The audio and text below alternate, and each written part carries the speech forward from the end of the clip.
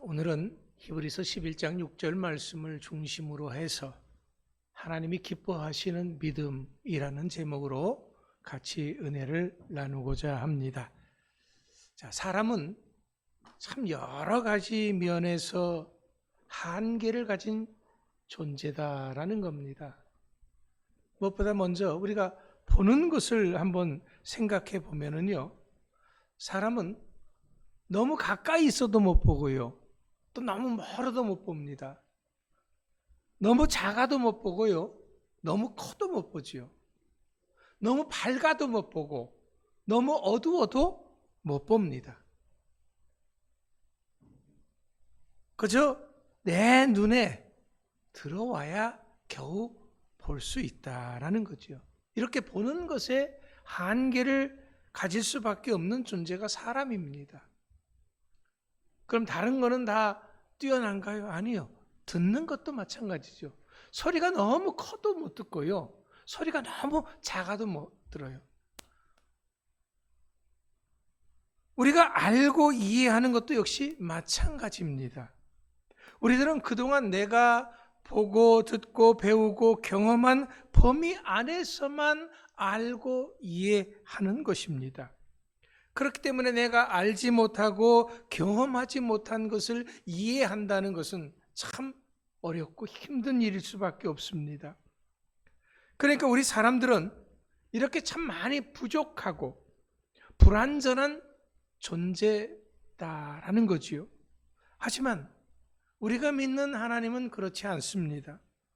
왜냐하면 하나님은 전지전능하신 분이기 때문에 모르고 못하시는 것이 하나도 없는 완전하신 분이 바로 우리가 믿는 하나님이십니다. 자, 그렇기 때문에 이런 하나님이 하시는 이 일을 우리의 짧은 지식으로, 소견으로 판단한다고 하는 것은 있을 수 없는 일이죠. 그래서 우리에게 필요한 것이 뭐냐면 믿음입니다. 하나님이 우리를 사랑하셔서 구원하셨다는 믿음 말입니다. 그것도 독생자 예수 그리스도를 십자가의 죄값으로 내어주시고 죽게 하심으로 우리를 구원하셨다고 하는 바로 그 믿음 말입니다. 이렇게 우리들을 사랑하셔서 구원하신 하나님이시기 때문에 우리들에게 좋은 것을 주십니다. 최고의 것을 주십니다. 가장 아름답고 귀하고 복된 것들을 아낌없이 주시는 하나님이시다라는 거죠. 자, 그런데 문제는 지금 당장의 내 형편이 너무 좋지 않다라는 겁니다. 그렇기 때문에 이런 나의 삶이 하나님이 주시는 좋은 것이고 귀한 것이고 아름다운 것이라는 것이 전혀 이해가 안 되어지는 것입니다. 내가 지금 너무도 힘들고 아프다면은 하나님이 주시는 이런 말씀이 하나도 귀에 들어오지 않고 공허하게 들릴 뿐이다라는 거지요. 그렇기 때문에 우리가 하나님이 어떤 분임을 알고 믿는 믿음이 필요한 것입니다. 오늘 본문 말씀에 뭐라고 하셨습니까? 믿음이 없이는 하나님을 기쁘시게 하지 못하나니 하나님께 나아가는 자는 반드시 그가 계신 것과 또한 그가 자기를 찾는 자들에게 상 주시는 이심을 믿어야 할지니라 말씀하시는 것입니다. 여기서 하나님이 기뻐하시는 믿음이란 것은 어떤 믿음이라고 말씀하셨습니까? 다른 것이 아닙니다. 어떤 상황 속에서도 하나님을 찾고 구하고 나에게 좋은 것을 주시는 하나님이심을 믿는 것입니다. 그것을 바라보는 것이죠. 이런 하나님의 약속을 붙잡고 담대하게 나아가는 것입니다. 왜냐하면 우리들의 이 신앙의 모습이라고 하는 것은 지금 내가 처한 상황 속에서 무엇을 어디를 바라보느냐에 따라서 얼마나 얼마든지 달라질 수 있다라는 거예요. 똑같은 일을 겪어도요, 어떤 사람은 아무렇지도 않게 겪고 어떤 사람은 굉장히 무겁게 겪습니다. 똑같은 일을 겪어도 한 사람은 찬송이 나오고요, 한 사람은 한숨이 저절로 나와진다라는 거죠. 자, 그렇다면 우리들이 가져야 할 믿음이 어떤 믿음일까요? 여러분, 우리는 지금의 상황을 부정하자라는 그런 것이 아닙니다. 우리가 아무리 대단한 믿음을 가진 존재라고 할지라도 지금을 절대 부정해서는 안 됩니다. 부정할 수도 없는 것이죠. 왜? 지금의 내 상황이라고 하는 것은 이거는 현실이다라는 거예요. 현실을 부정할 수 없는 겁니다. 단지 우리들이 지금을 살고 있지만은 지금만을 생각하지는 말자라는 겁니다. 또한 우리 믿음의 사람들은 지금을 바라보고 생각하는 그 방법이 안 믿는 사람들, 일반 사람들과는 조금 차이가 있다라는 겁니다. 그것은 하나님의 약속 가운데서 지금을 바라보고 생각하는 겁니다. 내가 듣고 배우고 경험한 것에서 지금을 생각하는 것이 아니라 하나님이 주시는 약속 가운데서, 말씀 가운데서 지금을 보고 생각하고 판단하는 것이다 라는 거지요. 분명은 믿음은 바라는 모든 것들의 실체가 되는 것입니다. 보지 못하는 것들의 증거가 되기 때문에 그렇습니다. 자, 저는 지난 시간에 욥과 다니엘의 믿음에 대해서 말씀을 드렸습니다. 사탄은 이들이 겪고 있는 지금의 상황만을 바라볼 수밖에 없도록 그들을 구석으로 몰아넣습니다. 이건 우리들에게도 마찬가지. 지금만을 생각하고 지금만을 바라볼 수밖에 없도록 우리를 코너로 몰아넣는다라는 겁니다. 하지만 이들은 한결같이 현 상황만을 바라보고 눈물 짓고 절망하고 좌절하고 한탄하고 원망하지는 않았습니다. 어떻게 그럴 수 있습니까? 그들의 삶을 들여다봅시다.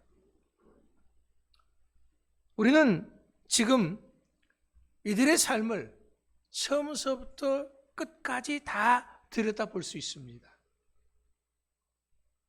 우리가 대단한 존재가 아니라고 할지라도 충분히 그럴 수 있습니다.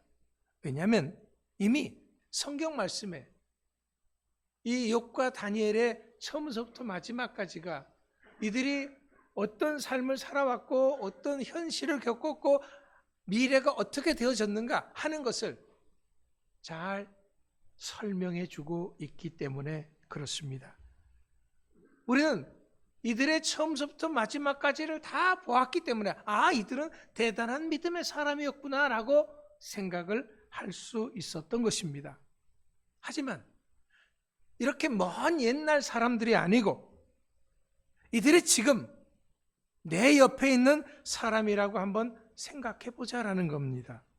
그렇다면 우리는 이들의 삶 전체를 보는 것이 아니라 지금이라고 하는 삶의 한 부분을 볼 수밖에 없는 것이죠.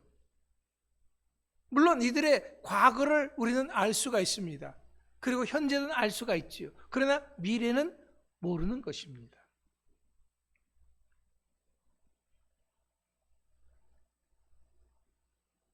이렇게 지금과 과거라고 하는 한 부분만을 봤을 때 어떤 생각이 들까요? 분명히 이들은 그 누구보다도 하나님으로부터 축복을 받았던 사람들입니다. 그래서 평안하고 승리하는 삶을 살았던 사람들입니다. 그런데 하루아침에 이렇게 참담한 일을 당하게 되어졌습니다. 알거지가 되고 실패자가 된 것입니다. 죽을 위기에 처하게 된 것이죠. 지금까지 살았던 그 어떤 사람들도 겪어보지 못했던 엄청난 일을 당했습니다.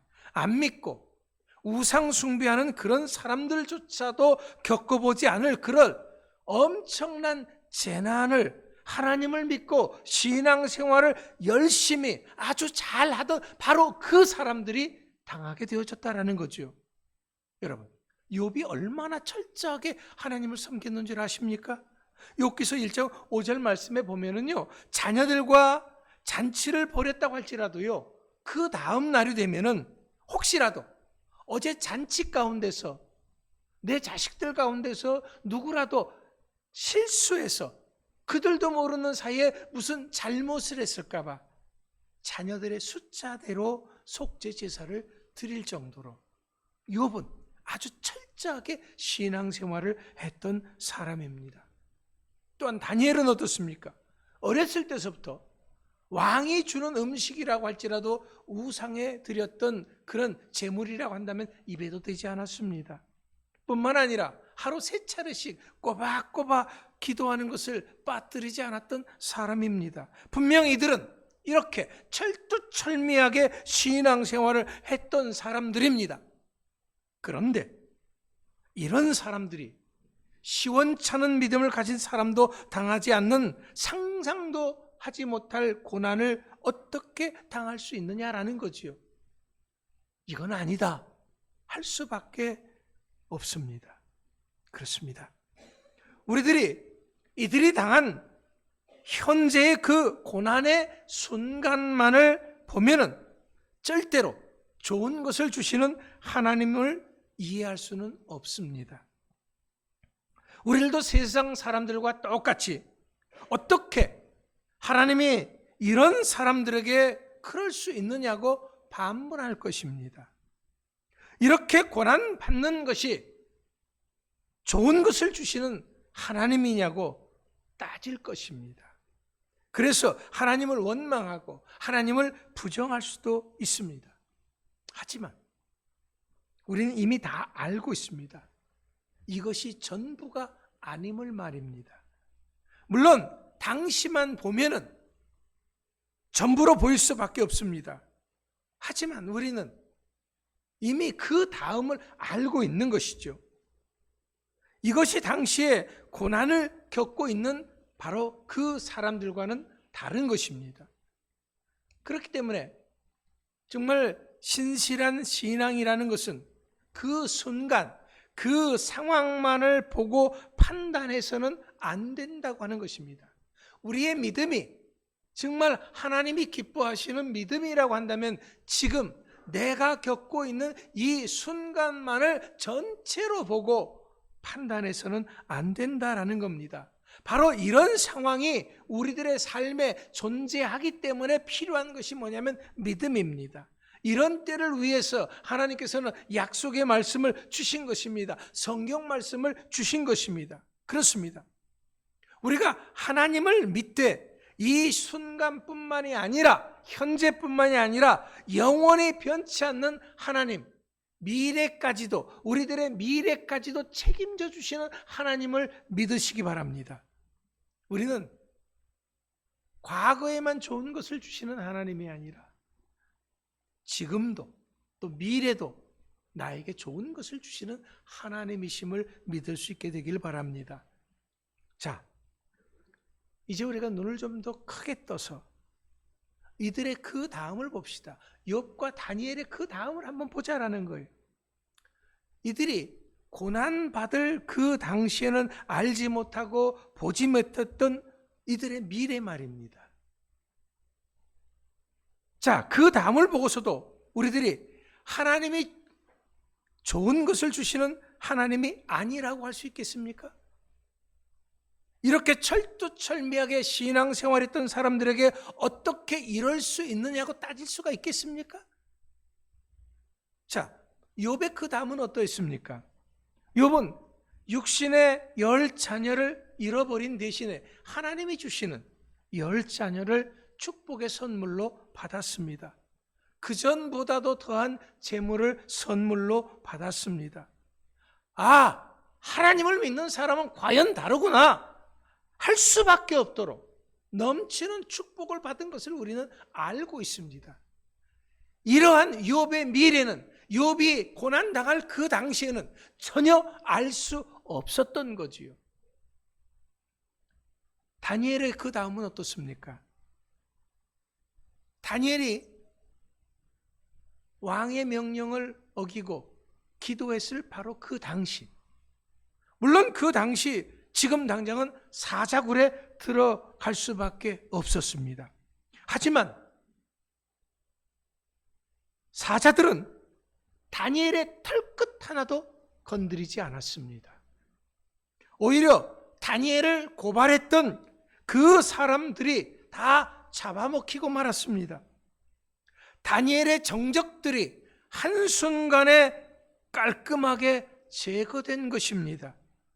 다시는 그 누구도 다니엘에게 딴지를 걸지 못하도록 다니엘은 하나님이 지켜주시고 보호하시는 사람인 것을 만천하에 확실하게 보여주신 것입니다. 사랑하는 성도 여러분, 다니엘의 지금만 봤을 때는 다니엘이 그렇게 하나님 앞에 기도했더니 결국 사자밥이야? 할 수밖에 없지만 그 다음을 보니까 이래서 하나님께서 다니엘로 하여금 사자굴에 들어가도록 내버려 두셨구나 하는 것을 알게 되어진다는 거지요. 이제 우리가 이렇게 말씀을 통해서 뒤돌아보면 하나님께서 왜 그런 현실을 그들에게 주셨는가 하는 것을 깨닫게 되어집니다. 하나님의 뜻을 이해할 수가 있게 되어진다라는 거죠. 하나님께서는 왜 그렇게 보도 듣도 못한 일들을 욥으로 하여금, 다니엘로 하여금, 요셉으로 하여금 겪게 하였는지 알게 되어진다라는 거지요. 이 모든 것들은 하나님께서 진정으로 사랑하는 사람들이었기 때문에 더 좋은 것을 주시기 위함이었다라고 하는 것을 우리는 깨닫게 되어집니다. 그렇습니다. 여러분, 그렇다면 지금 오늘 이 순간 우리들의 상황은 어떻습니까? 내 상황에서 지금 무엇을 보고 어떻게 생각하고 있습니까? 아직도 현 상황만을 보면서 나를 구원하시고 온 천하보다도 귀하게 여기시는 하나님의 사랑은 아랑곳하지 않고 나에게 좋은 것을 주시는 하나님, 내 삶의 미래까지도 책임져 주시는 하나님이라는 것은 다 잊어버리고 원망하고 불평하고 왜 이렇게 하시느냐라고 따지고 있습니까? 아니면은 나의 미래에 펼쳐주실 하나님의 역사를 내다보면서 믿고 감사하고 있습니까? 아니, 우리들은요, 하나님께서 펼쳐주실 찬란한 미래가 없다고 할지라도 좋은 사람들이에요. 왜? 이미 우리는 너무나도 귀한 축복을 받았습니다. 이것은 돌이킬 수 없는 그런 축복입니다. 바로 하나님께서 우리들을 그 독생자 예수 그리스도의 생명과 맞바꿔서 죄에서 구원하셨기 때문에 그렇습니다. 우리들을 하나님의 자녀 삼아주셨고 우리들을 왕같은 제사장 삼아주셨고 우리들의 이름을 생명록에 기록했다 그랬습니다. 세상 끝날까지 우리와 항상 함께 있겠다고 약속하셨습니다. 우리가 뭘 더 얼마만큼을 바랄 수가 있겠습니까? 사랑하는 성도 여러분, 이제 오늘 우리들이 가져야 할 믿음은 다른 것이 아닙니다. 바로 이것을 믿는 것이죠. 누가 뭐라고 해도 나를 사랑하시는 하나님의 말씀의 약속을 붙잡고 나아가는 것입니다. 나에게 좋은 것을 주시는 하나님을 바라보면서 감사하면서 사는 것입니다. 이제 우리는 하나님이 기뻐하시는 이런 믿음으로 날마다 승리하는 복된 삶을 사는 모두가 될 수 있기를 간절히 축원합니다. 기도하겠습니다.